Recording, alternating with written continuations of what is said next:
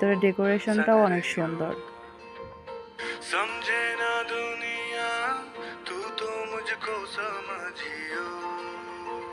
Night stay, day long প্যাকেজগুলো এখানে আছে।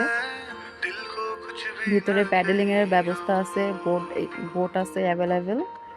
Even picture তোলার জন্য অনেক অনেক সুন্দর জায়গা আছে।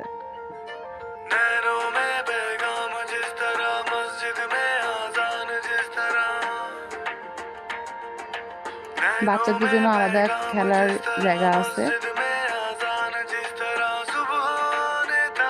সুইমিং এর ব্যবস্থা আছে।